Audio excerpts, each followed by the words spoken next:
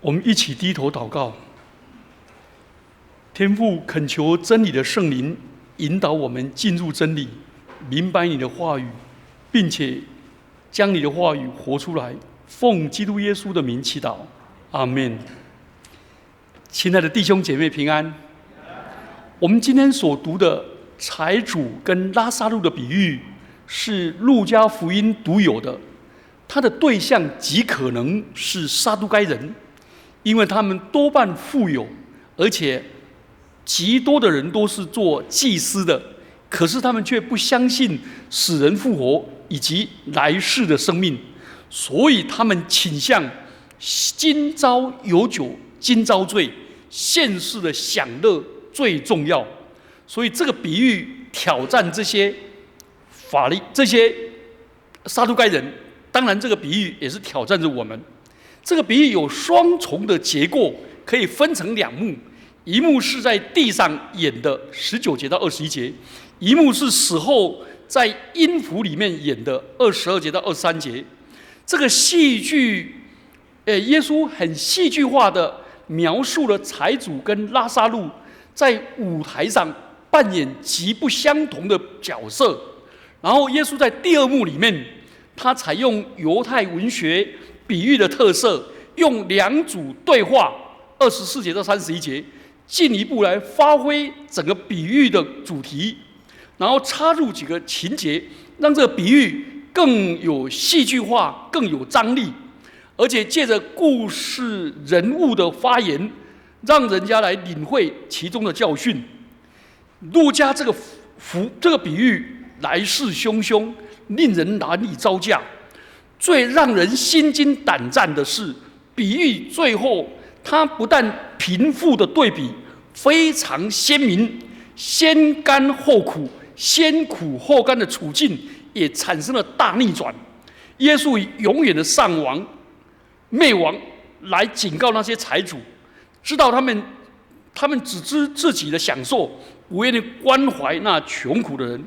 好，我们首先来介绍这个人物19节到21节。比喻一开始就介绍两个主要的角色，一个是财主，一个是拉撒路。一个财主，一个是乞丐。那介绍财主非常简单，不提他的名字，也没有提他的住处。可是那位财主却过着一个极不相称的生活。什么叫极不相称？就是他过的生活跟犹太人守律法的人是很不相称的。他身穿紫色袍跟细麻衣，只有一种人可以穿，那什么人？祭司。既然祭司是宣讲律法的，遵照律法献祭的，所以他是祭司当中穿最华贵的衣服。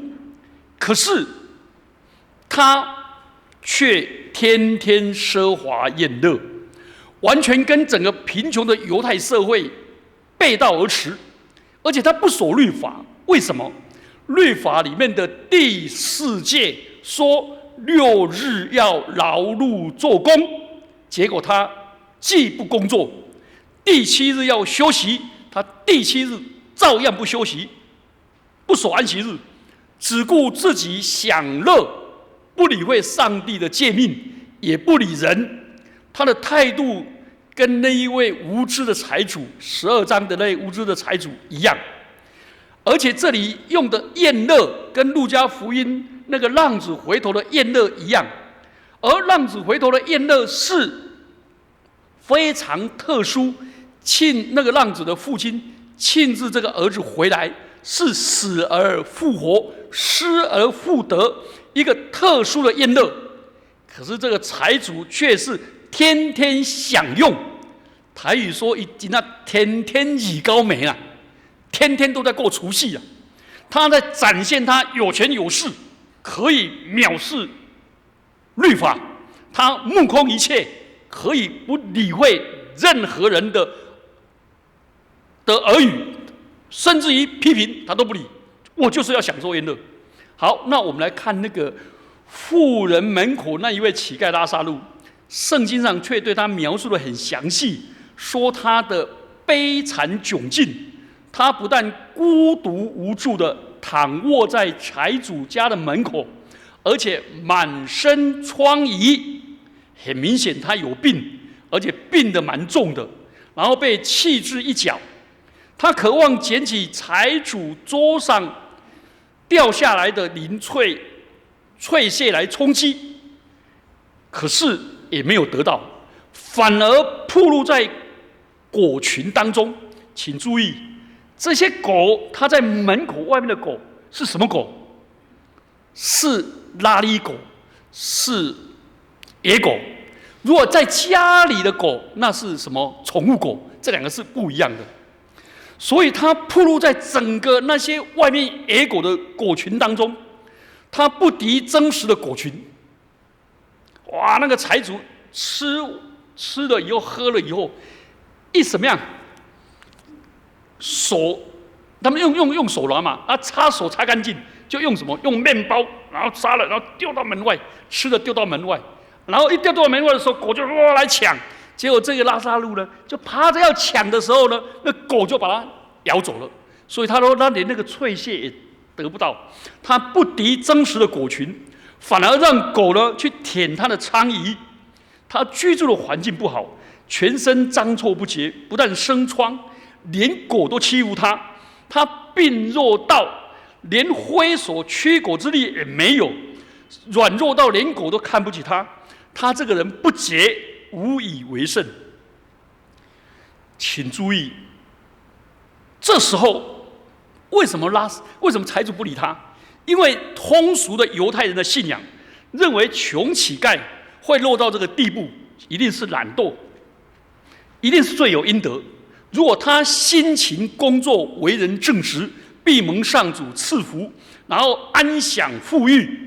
所以圣经上有这一类的经节，所以呢，他们认为这个拉撒路罪有应得。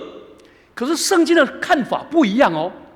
你知道那个拉撒路的希伯来文叫做以利以谢，翻成希腊文的以利以谢的意思就是上帝亲自帮助跟保佑他，所以这个名字就透露出上帝对穷人的眷顾。到这个地步，这位穷人能做什么呢？他没有闯进那财主的大宅院，他没有怨天尤人，他只有对上帝满怀盼望跟求助。你请注意，律法跟先知都要求以色列人要帮助穷人，而乞丐是这个社会最无助、没办法照顾自己的人。这个乞丐就在财主家的门口，那是财主必经之道，他却视若无睹。拉撒路所要求的只是桌上掉下来的脆屑，那通常是给狗吃的，也得不到。很明显的，那个乞丐所要求的帮助并不多。其实财主不但认识他，叫得出他的名字，他肯伸手施舍，结果这个人就垂手可得，乞丐的苦境就可以改善。可是这个财主认识，却视若无睹，看他的哀嚎，却怎么样？置若罔闻。他连举手之劳也见死不救。这就是这两个的鲜明的对比。好，我们来看这两个人的结局，22节到23节。那个结局呢，耶稣的讲故事呢，是照着犹太人的方式，详细的描述财主的死亡、埋葬、风风光光、背极哀荣，然后他到阴间的惨境，却是凄凄惨惨。好，他在描述那个拉撒路那个死后呢，很简单，天使送他到亚伯拉罕的怀里。所以，一个是哀荣、奢侈宴乐的大的葬礼啊，一个是草草的丢在万人冢里面。这个表象看来，人间真的没得比，其实进入阴间却是峰回路转。另外一个幕，那就是他在亚伯兰的怀里。那这句话的描述我们看不懂了，怎么跑到亚伯兰的怀里去呢？因为犹太人相信亚伯兰跟上帝同在，所以这个教训，这个是在教训那些不相信天使存在，也质疑永生的撒都该人。你们要了解呢，死后不但有天使，而且有亚伯拉罕，有永生，而且你今生的生活就是承受永生。所以今生果就是今生因就是永生的果。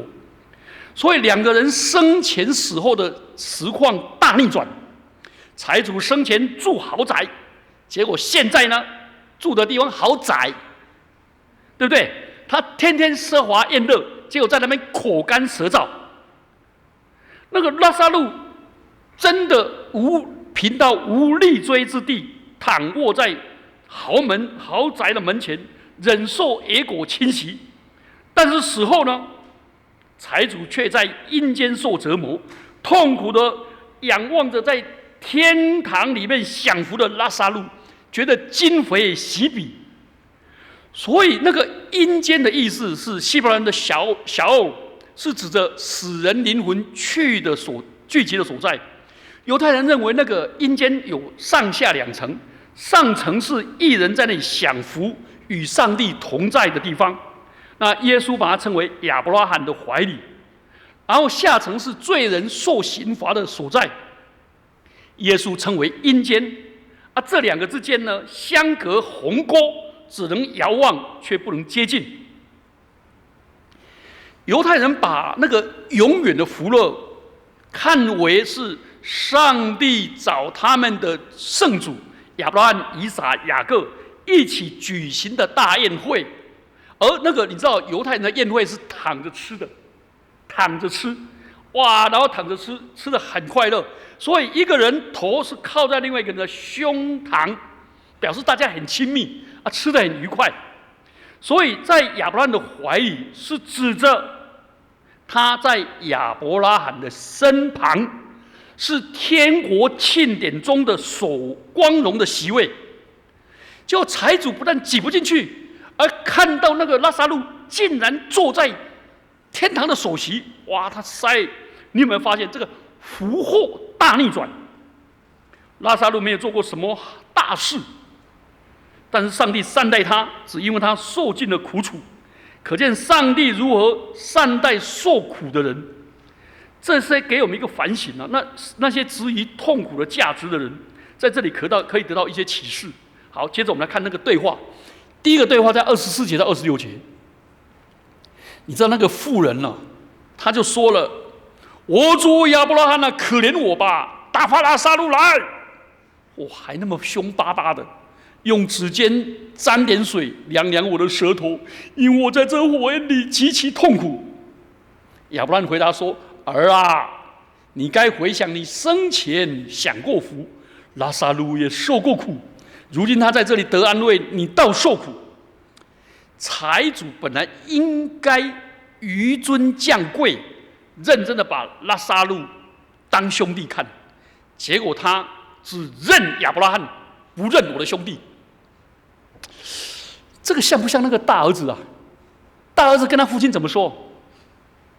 他说：“父亲，你这个儿子跟娼妓，对不对？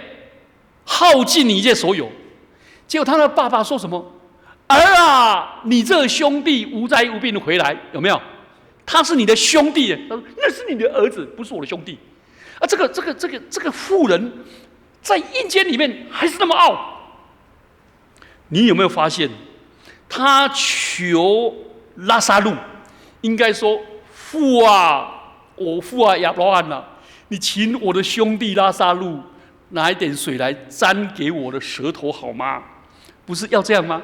你叫拉撒路来，我还在拽什么啊？”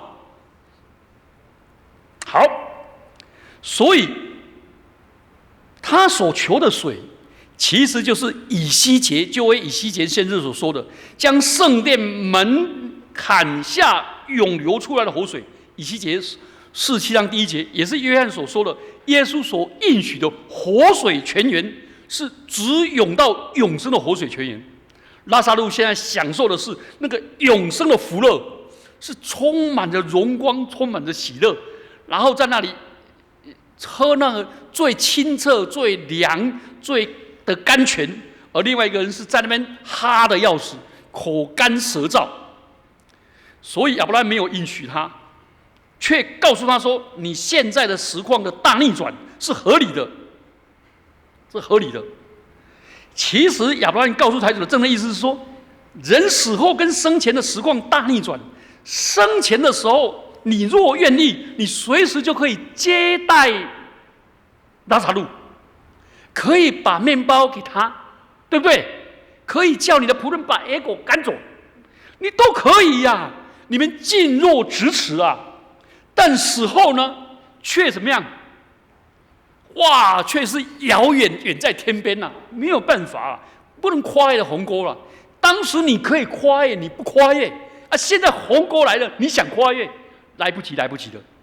好，第二段话，27到31节，财主说：“我主啊，既是这样，求你打发拉撒路到我父家去啊，因为我还有5个兄弟。”可以向他们做见证，免得他们也来到我这痛苦的地方。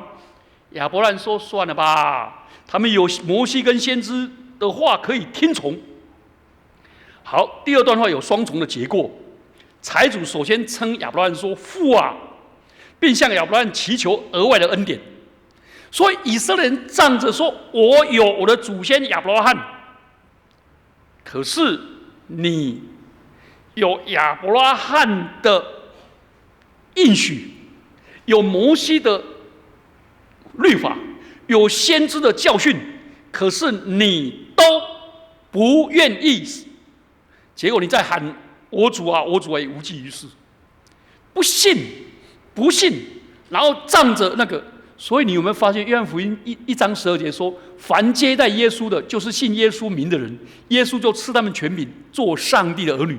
他说：“这等人不是从血气生的，不是从血缘呐、不是说我爸爸是牧师，我是牧师的儿子。对不起，上帝，我爸爸是上帝的儿子，我是上帝的孙子。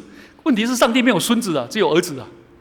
每一个人都不能靠血缘得救，也不是从情欲生的，也不能说我是上帝的女婿，因为我太太是上帝的女儿。我是上帝的媳妇，没有，都要亲自成为上帝的儿女。所以。”他请求财主，请求亚伯拉罕派遣拉撒路对他的兄弟做见证，免得他们重蹈覆辙，好使他们能够得救。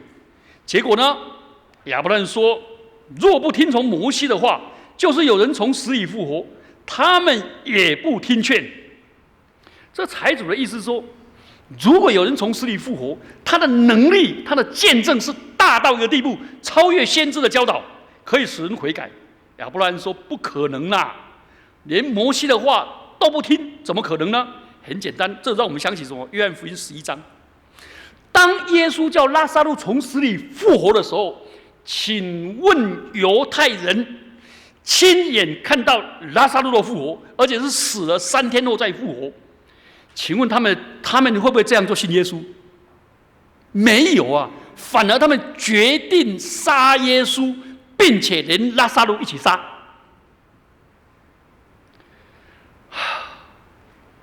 撒都该人就是这样子，那些祭司就是这样子。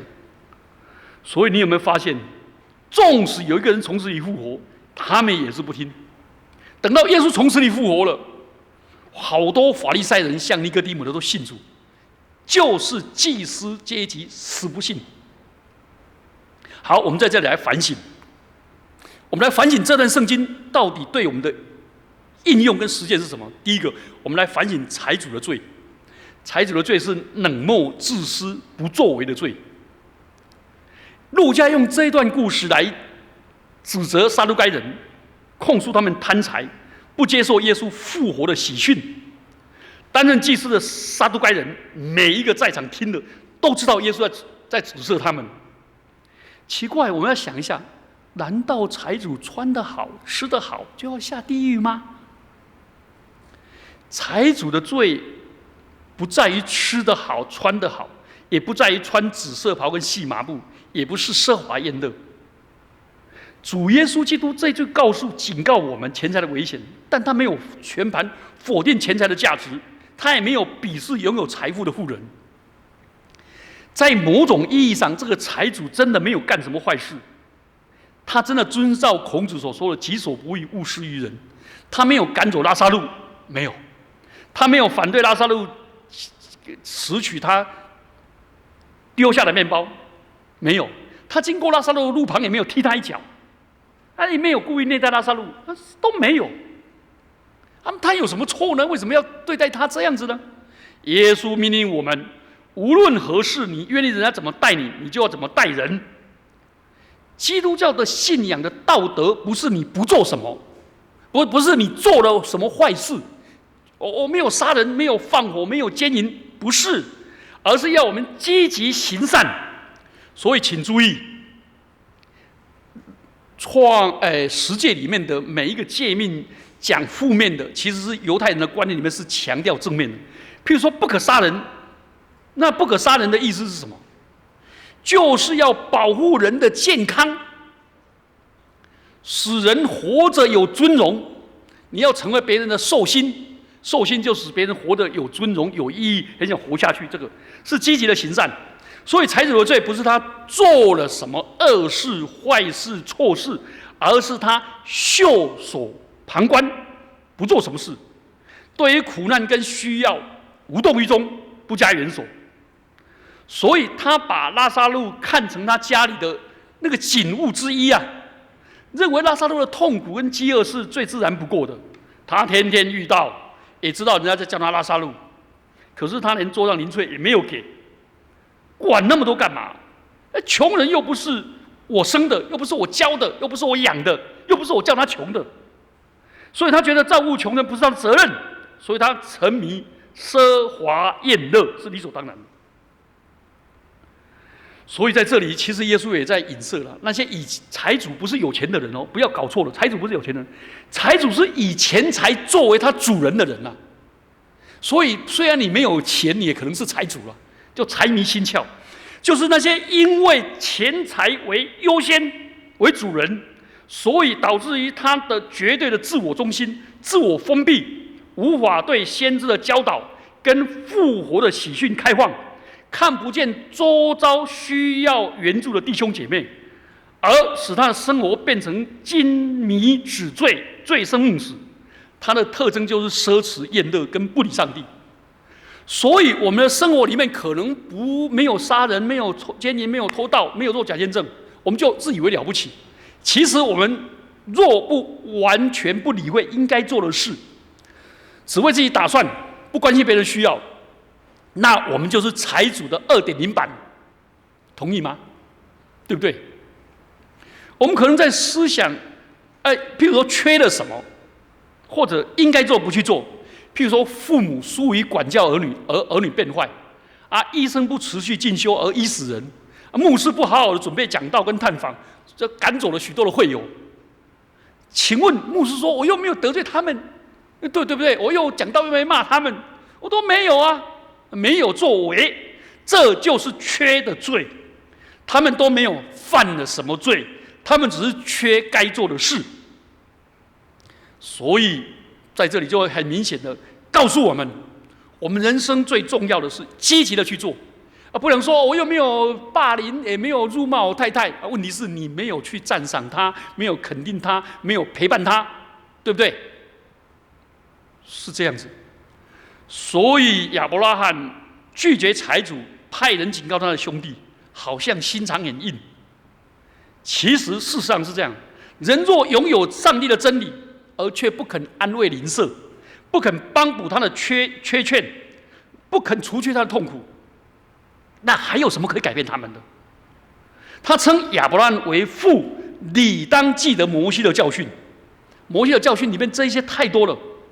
结果他不遵行，他虽死犹生，虽生犹死了。所以这里其实在告诉我们，耶稣对那个富有的人在警告他们，不要浪费财物，不要漠视别人的需要，否则像财主那样。好，我们再来看第二个大逆转。请问约翰卫斯理，他训练了一批传道人。那一批传道人在英国的圣公会，大部分普遍讲道都很烂的时候，变成讲道是一流的。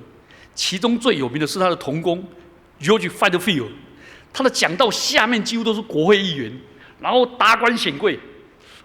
很多人都说约翰卫斯理啊，你讲道差了啦，那个达官显贵、政府官员、那些政要、那些大财团都不理你啊，你都只是跟穷人传福音。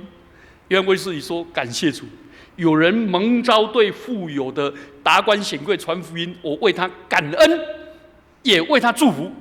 但是主若许可，可以让我把那些人家不要的、被鄙视的、被放弃的这个社会边缘人，请他们给我们。所以卫理中极强调关心穷人的需要。约翰卫斯理从创立以前关怀弱势，而且要求寻道友，卫理中的寻道友关怀穷人、难民。甚至约翰卫斯理在那个英法30年战争的时候，你知道那个法国人被掳的时候，你知道那个英国人就把法国人的俘虏全身剥光光，财物都占走，然后关在监狱里。结果这些人都冷到冻到没办法，这几个男人就是绑这样。约翰卫斯理知道这个消息，当天就讲了一个道：不要欺负寄居的人，那个出埃及记的。然后他就是募款，募了款以后，就带了一大堆衣服去送去给他们穿，结果被人家骂他一点不爱国。可是约翰卫斯理说，人道超越国界。好，我们来看第二方面来思想的是大逆转。路加福音很凸显耶稣关怀社会的边缘人，上帝的恩典多到了撒加利亚、玛利亚、西面在野地的牧羊人这些被遗忘的群众，强调大逆转，强调上帝叫卑贱的升高，叫有权柄的失位，他眷顾穷乏人，而贬义富足人。这路加福音1章52节到53节，这是玛利亚的尊主颂。所以人所看轻的，被上帝看为尊贵；人所重视的，被上帝看为轻贱。所以那法利赛人就自认自己很尊贵，自认自己是义人，而税吏是被人憎恶的，自认是罪人。耶稣就设了比喻啊，那一位法利赛人跟税吏2个都上圣殿去祷告，一个自意夸口的说：“上帝啊，我感谢你，我不像别人勒索、不义、奸淫，也不像这个税吏。”他把祷告变成什么？他把祷告变控告。他说：“我也不像那个税吏，我1个礼拜禁食2天，凡我所得都捐1/10。”结果那个税吏远远的站着说，连举目望天也不敢。他说：“上帝啊，开恩可怜我这个罪人啊！”这一句话就以后成为东方教会祷告 Kyrie eleison， 求主怜悯慈的原来。你看财主跟拉撒路近若咫尺，却自我封闭，把自己设立一个很深的深渊隔绝。然后呢，跟他不发生关系，各顾各的。然后狗来舔这个，他也不理。结果2个人死后大逆转，大逆转。所以这里就很清楚告诉我们，我们真的不要成为盲聋哑的人，对躺卧在旁的弱势者视若无睹，对他的哀嚎置若罔闻，甚至连死亡复活的信息也听不进去。这个大逆转就告诉我们，我们今生的财富不是要我们自私自利的，反而要我们什么？要我们把这些财富成为使我们走向上帝，成为更多人因我蒙福的机会。第3个我们要讲的是天人永隔，跟永远的隔绝。这个不只是讲那大逆转而且告诉我们，如果我们不能照顾那些在我们门口的拉撒路，我们就没办法体会上帝降生成人、道成肉身的奥秘，就没有办法采取适当的关怀。因为耶稣说，坐在最弱势人就是坐在主的身上。好，在这里要讲的是，那个财主说：“我还有5个兄弟，他们没有听到。我主亚伯拉罕啊，你那么忍心啊，让他们听不到吗？”其实那5个兄弟耶稣讲那5个兄弟，就是在场聆听而获得警告的人，只要他们回去善待周围的穷苦人，就是明白耶稣的教训。那5个兄弟其实也在讲我们要实践圣经的教训，及时悔改，及时关怀穷人。还有啊，那个讲到深渊啊，隔绝啊，其实有好多人说我不很信耶稣，我要等我父母死了才信耶稣。那其实父母如果死了，他就像财主一样在那边深渊受苦。有人说我的祖先没有信，我为什么要信？其实我们的祖先在深渊里面受苦的时候，他一定说：“孩子啊，你不要来我这里。”还有在这里告诉我们，上帝不遗弃任何人，愿意任何人得救。不要对现世失望，更不要对永世绝望。我们今生再怎么苦，我相信上帝又给我大逆转。更重要的是，上帝喜欢仁爱胜过献祭，所以我们趁着还有机会。还有我要告诉大家了，那个深渊隔绝哦，叫我们以后不要相信任何的观落阴呐。观落阴听懂吗？就去跟死亡交轨那个。我大三的时候，我们有一个学校有一个同学学长是个基督徒，他的阿公信主，他爸爸也信主，就是他阿嬷没有信主。然后他爸爸跟他阿公都死了，他阿嬷就真的去关落阴啊，去看墓啊，签亡魂啊。结果怎么签呢？他爸爸、他阿公都签不到。这个签不到呢，他阿嬷就很着急，他看他都找无啦。结果签他的姨婆啊，跟他舅公，结果都来了。结果他就跟他讲说：“阿嬷，阮爸爸跟阿公拢在天顶啦，你去落阴墓都能找无伊啦。你爱信耶稣啦，因阿嬷讲无爱，我要落阴墓，我遐兄弟姊妹亲戚较多。不要啊，那地方不能去啊，那地方不能去啊，是趁着现在有机会的时候就要悔改信主了。所以那个观落阴那些都是假的，都是假的，都不要被骗了。那些只是鬼魂模仿，那些魔形模仿的而已。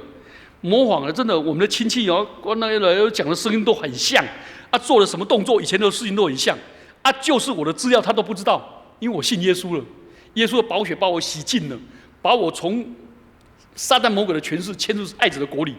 所以那些观落阴的我的亲戚啊，就是找不到我的资料。他说啊，这个囡仔该可怜，你有耶稣这囝。他说我去给耶稣做儿子，他找不到我的资料，真的有深渊隔绝。所以啊，不要相信那有钱的人哦，死了哦还要烧房子，对不对？还要烧汽车，还要烧 Volvo 的，还要有那个什么，还要烧什么？你知道吗？还要烧两个越南的女佣，一个拎梨啊，一个骨力啦，拎梨啊，好讲话哦，改新闻啊，骨力啦来喝切嘎，还要有抽水马桶，那个比较好做，还有什么烧那些，我告诉你，烧不到地狱里面去啦，有深渊隔绝啦，不可能啦！不要以为有钱人继续啦，到时候大逆转啦。现在我们要做的是什么？关怀穷困的弟兄姐妹，帮助弱势者，这个才是真正的种福田呐，对不对？那个慈济在讲的是种福田，福慧双收，都希望得到今生的那个福报，希望我儿孙儿女好。那一些东西都是投资啊，但基督徒不是，基督徒是领受，要像那个拉撒路一样。我们没有一个人可以靠着财富、智慧、地位、权势来赢得上帝的喜悦。我们完全一无所有人，唯独相信耶稣基督，领受他的恩典跟慈爱，我们就蒙受上帝的眷顾。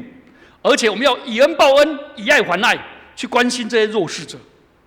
你知道吗？耶稣叫出拉撒路的名字，你知道穷人在上帝面前绝对不是没有名字的数字啊，代号啊。上帝帮助人绝对不是给穷人乐园啊，而且要借着穷人来帮助富人，叫富人不要心硬、眼盲耳背。在阴间受苦的富人请求拉撒路沾水，请问这是什么意思？意味着说，领受救恩的人怜悯穷人，是脱离阴间永华的桥梁。要把握机会，现在就跨上这个桥，现在做，现在就领受恩典，现在就分享恩典。否则，我们真的没办法进上帝的国。这是耶稣语重心长的信息。我们一起低头祷告。主，我们感谢你，我们敬拜你，因为你爱我们，你连这个可怜的拉撒路你也爱，何况你更爱我们。主啊，帮助我们开启我们的眼睛，让我们知道我们将来我们的生命要经过一个大逆转。主帮助我们，现在就关怀弱势者，现在就领受你的救恩，现在就成为一个你恩典的分享者。奉基督耶稣的名祈祷，阿们。